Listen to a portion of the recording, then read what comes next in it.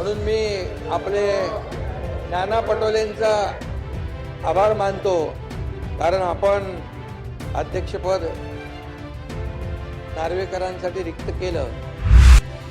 पण नाना म्हणत असले तरी त्यांचं आमचं प्रेम आहे.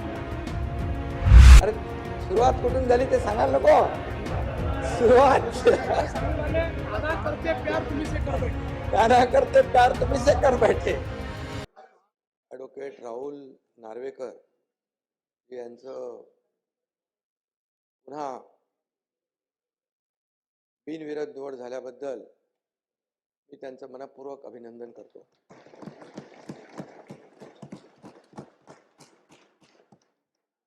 देवेंद्रजी म्हणाले होते मी पुन्हा येईन. ते पुन्हा आले, त्यांचे अभिनंदन. त्यांनी आपला शब्द पूर्ण केला. आणि पण अध्यक्ष महोदय काय म्हणाले नव्हते, मगाशी आपणही उल्लेख केला, मी पुन्हा येईन, पण ते पुन्हा आले. आणि याचा आनंद सर्वांनाच आहे. गेल्या 2.5 वर्षात त्यांनी केलेलं काम आपल्या समोर आहे.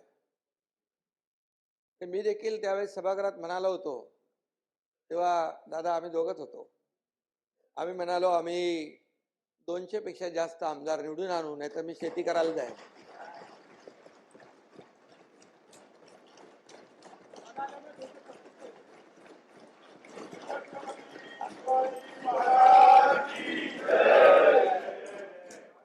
आणि तोही शब्द आम्ही पूर्ण केला.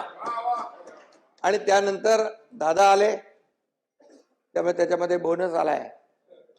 200 आम्ही 37 झालो. आणि म्हणून खऱ्या अर्थाने शेवटी हे जनता जनार्दनावर असतं. लोकशाहीमध्ये आपण महायुतीला प्रचंड महाराष्ट्रातल्या जनतेने यश दिलं आणि विकासाचं आणि प्रगतीचं नवं पर्व या ठिकाणी सुरू झालेलं आहे. गेल्या वेळी बघितलं सभागृहामध्ये, तसं विरोधी पक्ष चांगल्या कामाला मला सपोर्ट, जिथे काही सरकार चुकेल तिथे कान धरण्याचा अधिकार, परंतु ते सगळंच काही अस्तित्वहीन होतं. आणि यावेळेस तर विरोधी पक्ष नेत्यापदापर्यंत म्हणजे संख्या लागते ना, विरोधी बाकावाची संख्या चिंताजनक आहे. असं व्हायला नको होतं.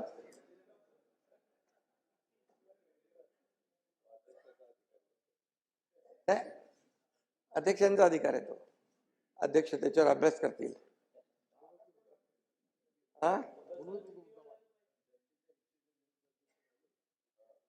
आणि अशाच काळामध्ये विधानसभेच्या अध्यक्षपदाची जबाबदारी आपल्यावर पुन्हा आलेली आहे. मुख्यमंत्री महोदयांनी सांगितलंय, राहुलजी अतिशय अत्यंत सक्षम, समतोल आणि समन्यायी भूमिका घेऊन काम करणारे आहेत. ते कुणावरही अन्याय करणार नाहीत नाना, याची खात्री बाळगा. गेल्या वेळेस तुम्ही म्हणाला होतात की डाव्या बाजूची जास्ती काळजी घ्या. त्यावेळेस जनतेनेच डाव्या बाजूची जास्ती काळजी घेतलेली आहे. त्यामुळे आणि अध्यक्षता आता घेणारच, कारण मगाशी सांगितलं एकदम सूक्ष्मपणे आपल्याकडे लक्ष दिलं पाहिजे. आणि अध्यक्ष महोदय ते करतील. ते कुणावरही अन्याय करण्यात येणार नाहीत याची खात्री बाळगा. सर्वात तरुण अध्यक्ष हा विक्रम राहुल नार्वेकरजींनी गेल्या वेळेसच तोडलेला आहे. आणि सलग दुसऱ्यांदा अध्यक्षपदी विराजमान होण्याचा मान आपण पटकावला. आणि मगाशी त्याची उदाहरणं मुख्यमंत्री महोदयांनी सांगितली. पण बाळासाहेब भारदे यांना तो मान मिळाला होता. आणि राहुल नार्वेकर हे दुसऱ्यांदा अध्यक्ष झाले हा दैदिप्यमान इतिहास सुवर्ण अक्षरामध्ये लिहिला जाईल. काही गोष्टी बऱ्याचशा गेल्या 2.5 वर्षामधल्या मी देखील यापूर्वी देखील म्हणालो की अनेक निर्णय, अनेक विकासाची कामं, विकासाचं पर्व, वेगवान गतिमान विकास, त्याचबरोबर लोककल्याणकारी योजना, हे कमी वेळामध्ये जास्तीचं काम, जास्तीचे निर्णय लोकहिताचे, लोकाभिमुख घेण्याचं काम आम्ही केलं. हे देखील ऐतिहासिक आहे. अध्यक्ष महोदय, गेल्या वेळेस आपल्या समोर कोणीतरी उमेदवार उभा होता अध्यक्षपदासाठी. कोण होतं? राजन साळवी होते. पण यंदा राजन साळवींना मतदारांनीच घरी बसवल्यामुळे दुसरं कोणी तुमच्या समोर उभा राहायलाच तयार नाही. आणि त्या नाना बरोबर ना. आणि त्यामुळे म्हणून मी आपले नाना पटोलेंचा आभार मानतो, कारण आपण अध्यक्षपद नार्वेकरांसाठी रिक्त केलं आणि तिथून गाडी सुरू झाली. मग ती गाडी अशीच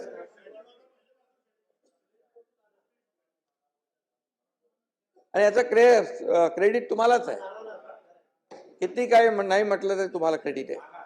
आणि खरं मानणारे आम्ही लोक आहोत. बाळासाहेबांची शिकवण आहे आणि त्यामुळे नाना आमचे खरे मित्र आहेत. मीडिया समोर काय बोलत असतील ते ठीक आहे, ते जाऊ द्या. पण नाना म्हणत असले तरी त्यांचं आमचं प्रेम आहे. अरे सुरुवात कुठून झाली ते सांगायला नको. सुरुवात नाना करते प्यार तुम्ही से कर बैठे. आणि त्यामुळे सुरुवात कुठून झाली, आम्ही कसं आहे, मूळ विसरत नाही. मूळ विसरला की तो, त्यामुळे. आणि मगाशी कोणीतरी सांगितलं, राहुलजी साताऱ्याचे जावई आहेत. सातारा माझा जिल्हा आहे आणि माझी जन्मभूमी आहे, त्यामुळे मला जिव्हाळा आहे त्या साताऱ्याबद्दल. 2022 मध्ये राहुलजी अध्यक्ष म्हणून आपण काम केलं आणि त्यावेळेस तो कसोटीचा काळ होता.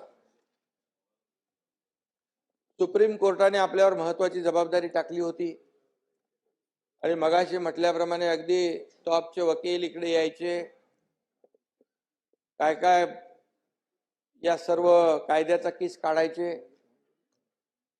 आणि अशा परिस्थितीमध्ये त्याही वेळेत आपण अत्यंत सखोल अभ्यास करून सचोटीने आणि शांतपणे निर्णय दिला.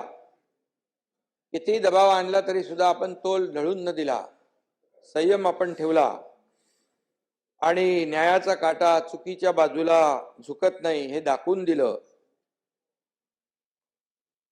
आणि तो आपण घेतलेला निर्णय तो योग्यच होता, कारण आता झालेल्या निवडणुकांमध्ये देखील जनतेने तोच न्याय दिला, आपण दिलेल्या न्यायाला अनुसरून.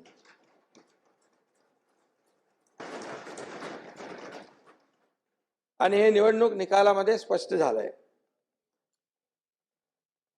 शिवसेना कुणाची, त्याच्यावर आरोप प्रत्यारोप, मला आठवत आहे 2.5 वर्ष एकही दिवस असा नव्हता की सातत्याने पायरीवर बसून आरोपाच्या फैरी झडायच्या, कामकाजामध्ये सहभाग नाही आणि फक्त आरोप आणि आरोप,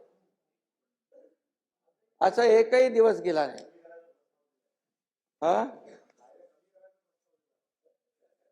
आणि म्हणून खऱ्या अर्थाने राहुलजींच्या, आम्ही त्याला काही लक्ष दिलं नाही.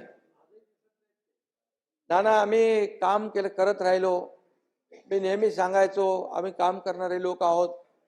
आम्ही अगोदर दोघं होतो, नंतर अजितदादा आले. तिन्ही शिफ्ट मध्ये 24/7 काम चालू झालं.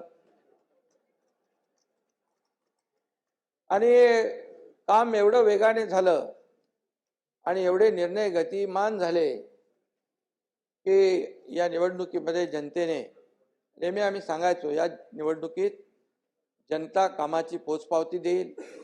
मग त्या लाडक्या बहिणी असतील, लाडके भाऊ असतील, लाडके शेतकरी असतील, सर्व घटक, या प्रत्येक घटकाला न्याय देण्याचं काम अध्यक्ष महोदय आम्ही केलं. आणि आपण देखील रामशास्त्री प्रभूने बाण्याचा विजय आहे असं, म्हणजे आपण देखील अगदी रामशास्त्री प्रभूने यांच्या प्रमाणे काम केलं आणि त्यावेळेस आपण निर्णय दिला. आणि काही लोकांनी तर, वकील तर आले, पण काही लोकांनी एवढे आरोप केले आपल्यावर, काही त्यातले प्रवक्ते होते, काही विश्व प्रवक्ते होते, काही कुठले कुठले होते, काही भोंगे होते, सगळ्यांनीच आरोप केले. आणि तरी सुद्धा आपण संयम ठेवला, आपण कोणाला घाबरलं नाही. म्हणून मी एकच सांगतो, कर नाही त्याला डर, त्याला नाही डर, कर नाही त्याला नाही डर, उसका नाम राहुल नार्वेकर.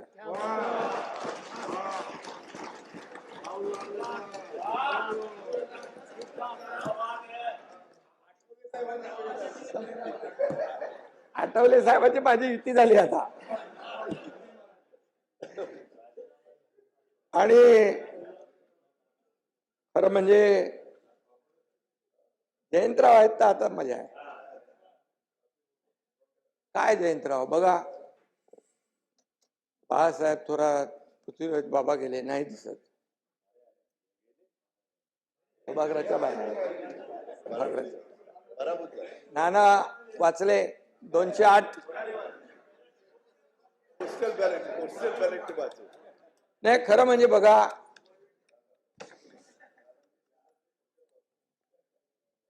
आता ईव्हीएम घोटाळा असता तर तुम्ही इथं नसताना. तुम्ही एकदा ईव्हीएम वर आरोप केले, शपथ घेणार नाही. अरे बाबा तुम्ही काय करता, तुमच्याबद्दल चांगला बोलतोय.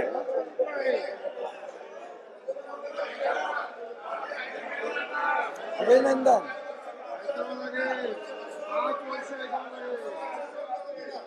तुम्ही भाषण करताना कधी आम्ही थांबवलं का? नाना नाना कसं आहे माहितीये का याच्यामध्ये, नाना बघा काय आहे, तुम्ही रोज आम्हाला म्हणजे मीडियावर सांगता, लोकांची दिशाभूल होते. तुम्ही करत नाही, तुम्ही करता असं मी नाही म्हणत, परंतु रोज तुमच्या महाविकास आघाडीकडून होते की नाही. आता बघा म्हणाले काल 79 लाख मतं मिळाली शिवसेनेला, त्यांचे आले 57 आमदार, आणि काँग्रेसला मिळाली 80,000, 80 लाख, त्यांना मिळाले 16. आता मी सांगतो बघा याच्यामध्ये हा मग नंतर बोलू का, त्याच्यावर भाषण नंतर. आणि म्हणून तुम्हाला सांगतो, लोकसभेला नाना लोकसभेला 73,77,674 मतं मिळाली आम्हाला. किती? 73 लाख. आणि जयंतराव आपल्याला मिळाले 58 लाख, आणि आम्हाला 7 मिळाले, तुम्हाला 8 मिळाले. मग आता आम्ही काय म्हणायचं बरं? दुसरी गोष्ट, लोकसभेमध्ये महायुतीला अध्यक्ष महोदय थोडं सांगायला पाहिजे, नाही तर लोकांमध्ये काय जे सांगतात तेच खरं मानतात. लोकसभेमध्ये यांनी लोकसभेत फेक नॅरेटिव्ह पसरवला आणि त्याचा आपल्याला फटका बसलेला आहे. आणि म्हणून 2,48,12,627 नाना लक्षात ठेवा महायुतीला मतं मिळाली, आणि महाविकास आघाडीला 2,50,00,000, म्हणजे 2,48,00,000 आणि 2,50,00,000, 2 लाखाचा फरक. तुम्हाला किती मिळाले खासदार? 31, आणि आम्हाला 17. मग तेव्हा तुम्ही का नाही मागितलं बॅलेट? बॅलेट बॅलेट बॅलेट बॅलेटची मागणी करायला पाहिजे होती. तेव्हा काय पाहिजे? तेव्हा म्हणाले बुलेटवर स्वार होऊन सगळे जोरात पळायला लागले. No ballot, only bullet. अरे असं हा? आणि नाना काय माहिती याच्यामध्ये, जेव्हा बघा किती शहर किती राज्य तुम्ही जिंकली. तेलंगणा जिंकलं, कर्नाटक जिंकलं, झारखंड जिंकलं, तुम्ही लोकसभेमध्ये जागा जिंकल्या. हे कसं आहे, हरलो की ईव्हीएम, हरलं की ईव्हीएम वर आरोप करायचा. तर गेल्या 2.5 वर्षात तुम्ही आमच्यावर आरोप करत होता, तुम्ही आमच्यावर आरोप करत होता. एकनाथ शिंदे, एकनाथ शिंदे, एकनाथ शिंदे आणि आमची महायुती, देवेंद्र फडणवीस, देवेंद्र फडणवीस, फडणवीस. आता तुम्ही त्या निर्जीव ईव्हीएम वर आरोप करताय. आता दुसरं काय तुम्हाला मिळत नाही. आणि अध्यक्ष महोदय, जेव्हा जिंकतात तेव्हा ज्यांचा म्हणजे त्यांना चांगला धडा नाही, जेव्हा त्यांचा विजय होतो त्यावेळेस ती यंत्रणा चांगली असते, लोकशाहीचा विजय असतो. मग तेव्हा लोकशाहीचा विजय म्हणतात. मग तिथे म्हणजे तिथे इलेक्शन कमिशन असेल, निवडणूक आयोग, अगदी सुप्रीम कोर्ट पण. काय परिस्थिती आहे. सुप्रीम कोर्टाचे जज मला वाटतं कधी काल परवा म्हणाले, तेव्हा तुम्ही हारता तेव्हा तुम्ही येता विरोध करायला, आरोप करायला, जिंकता तेव्हा काय येत नाही. त्यामुळे हे जे आहे नाना, हे कुठंतरी लोकशाहीमध्ये आपण लक्षात ठेवलं पाहिजे. आणि आम्हाला म्हणाले काँग्रेसच्या जागा आल्या. आता काँग्रेसने 105 जागा लढवल्या अध्यक्ष महोदय, आम्ही 80 लढवल्या. आता मतं तर त्यांना जास्ती मिळणार. पण एका मतदारसंघामध्ये जितेंद्र आव्हाड तुम्हाला 1 लाखाच्या जास्ती मताधिक्य मिळालं ना, बरं 96,000. आता मला 1.25 लाखाचं मताधिक्य मिळालं. प्रताप सरनाईकांना पण लाखाच्या वरती मिळालं. आता बघा, ह्या प्रत्येक विधानसभेच्या मतदारसंघामध्ये वेगवेगळं मार्जिन आहे. कोण 1000 मतांनी निवडून येतो, कोण 1 लाखांनी येतो निवडून. तुम्ही ह्याचं कसं 208 नी येतो, 208 नी येतो, 208.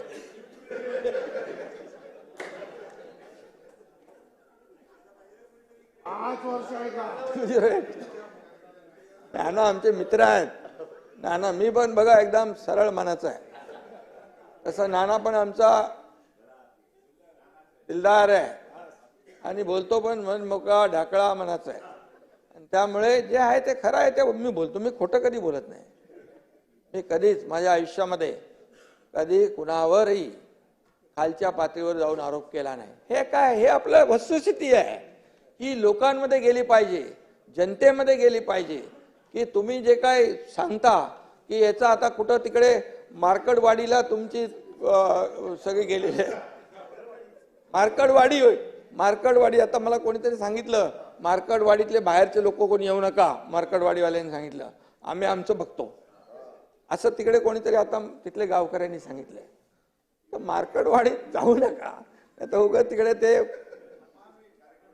कार्यक्रम होईल. आणि म्हणून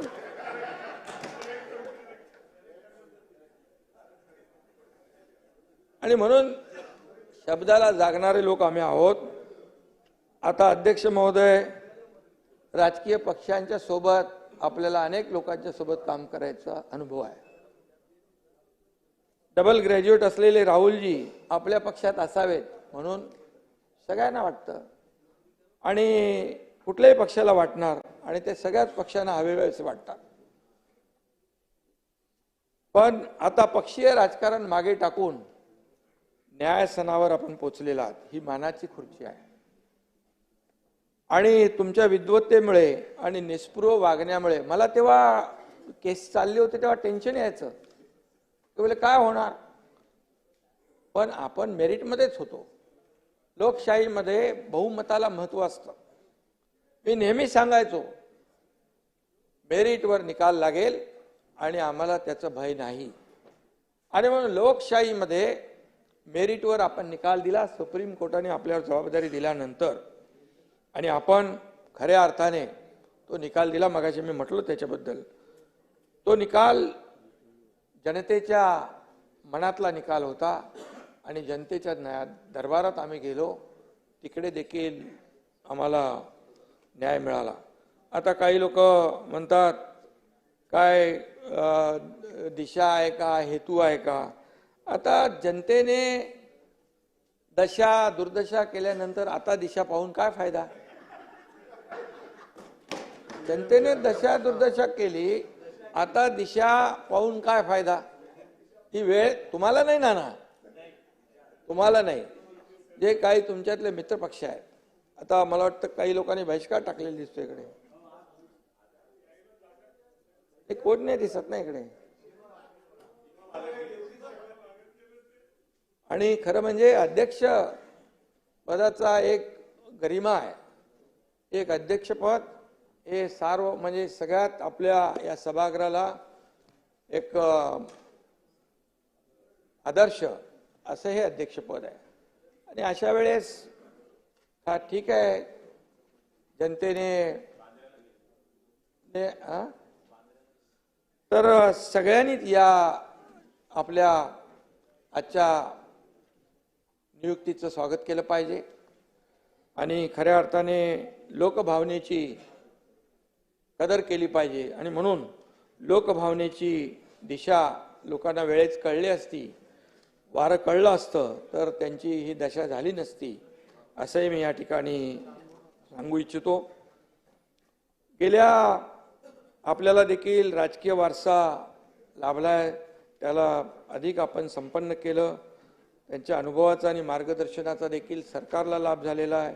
या राज्याला मोठा फायदा आता होईल. 2.5 वर्ष नक्कीच आपल्या कामकाजाचं कौतुक करावं तेवढं थोडं आहे.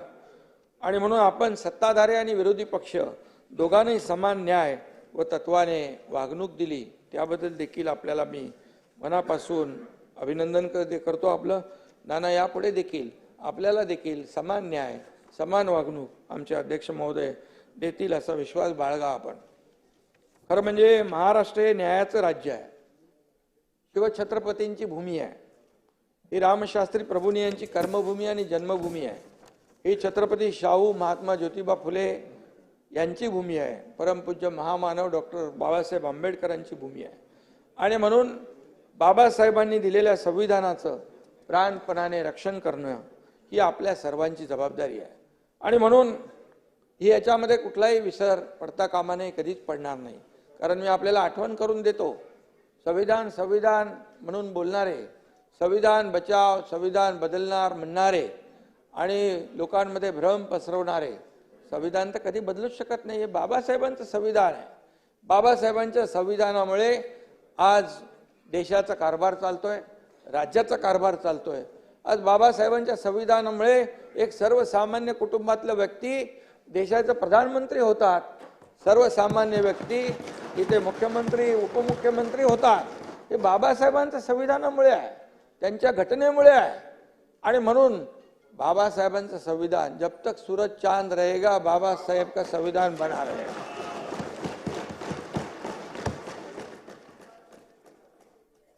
आणि म्हणून खरं म्हणजे बाबासाहेबांचं संविधान आठवण कोणी केली, कोणी ठेवली? 50-60 वर्षात कधी ठेवली आठवण? ज्यांचं सरकार होती, या देशाचे लोकप्रिय प्रधानमंत्री नरेंद्र मोदीजी 2014ला आले. त्या 2015 पासून संविधान दिन सुरू केला. संविधान दिन पहिल्यांदा सुरू झाला. मग संविधान बचाव, अरे बाबा, काँग्रेसवाल्यांनी बाबासाहेबांना 2दा पराभूत केलं, 2दा.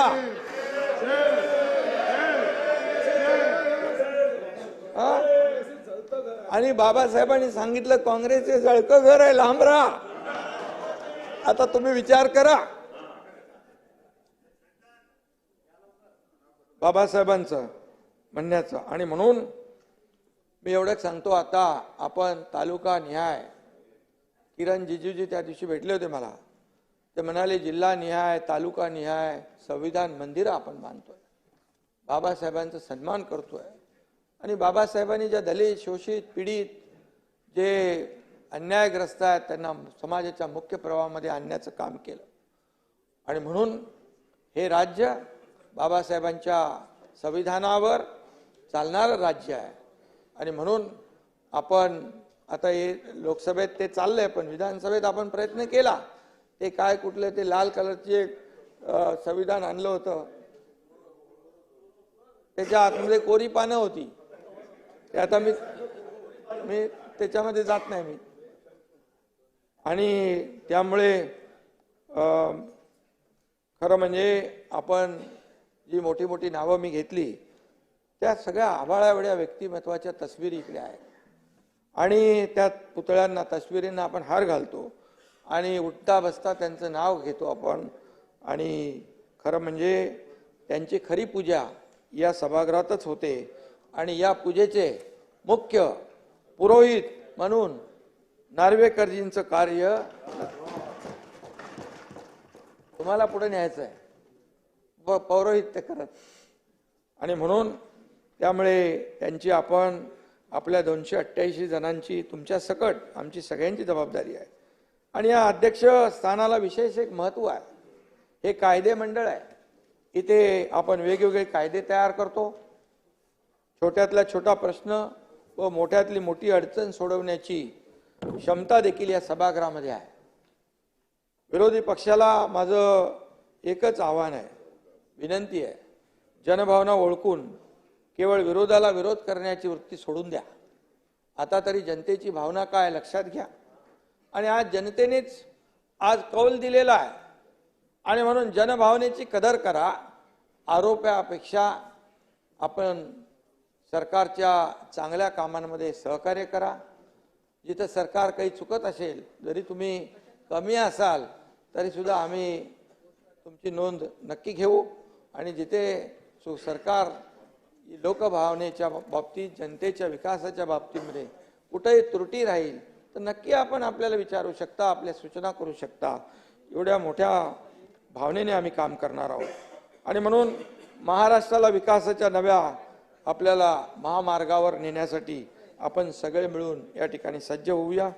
अध्यक्ष महोदय, विधानसभेत अनेक ज्येष्ठ सदस्यांसह अनेक लोक निवडून आलेले आहेत. नवीनही तरुण आपले आमदार निवडून आले. काही जुने आहेत, कोणी चौकार मारलाय, कोणी षटकार मारलाय आणि कोणी आणखी त्याच्यापेक्षा जास्त निवडून आलेले आहेत. 7 वेळा निवडून आले आणि कालिदास किती वेळा आले? 9 वेळा. हा, म्हणून तुम्ही आता आज स्पीकर म्हणून होते.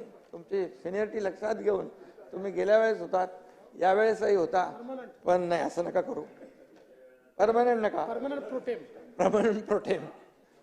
आणि म्हणून मी आपल्याला अध्यक्ष महोदय, आपल्या मार्गदर्शनाखाली या सर्व तरुणांना खूप काही शिकता येईल आणि म्हणून आपल्याला मी मनापासून पुन्हा एकदा शुभेच्छा देतो. या ठिकाणी हे सभागृह तुमच्याकडे एका वेगळ्या अपेक्षेने पाहत आहे. जनतेचा आवाज इथं घुमला पाहिजे, समस्यांची तड लागली पाहिजे, अन्यायाला थारा इथं असता कामा नये. कारण या सभागृहाचा एक वेगळा डेकोरम आहे, या सभागृहाची एक वेगळी गरिमा आहे, या सगळ्या सभागृहाचं एक वेगळं पावित्र्य आहे आणि त्यामुळे हे पावित्र्य राखण्याचं काम आपल्याला सगळ्यांना मिळून करायचं आहे आणि जास्तीत जास्त लोकहिताचे प्रश्न या ठिकाणी मांडले जातील अशा प्रकारची प्रत्येकाची भावना आहे. माझी तीच भावना आहे आणि म्हणून विरोधी पक्षाने देखील याचं भान ठेवलं पाहिजे आणि म्हणून आपण कायदेतज्ञ आहात. मगाशी सांगितलं देवेंद्रजींनी, आपल्या ज्ञानाचा उपयोग राज्यातील शेतकरी, कष्टकरी, कामगार, महिला भगिनी या सर्वांच्या समस्या सोडवण्यासाठी नक्की होईल. आणि मी हेही म्हणेन, तुम्ही म्हणजे जास्ती अतिशयोक्ती नाही, परंतु तुम्ही या सभागृहाचा कोहिनूर आहात आणि म्हणून मी अरे झाकलं नाही, वरती बसलेले आहेत आणि चमक थांबणार नाही आणि म्हणून हा लौकिक कायम राहील अशा प्रकारचं तुमच्याकडून काम होत राहील. आणि मी एवढंच सांगतो की कोणी असो, सत्ताधीश असो वा विरोधी पक्ष, योग्य न्याय देतील विधानसभा अध्यक्ष. आणि म्हणून नानाजी,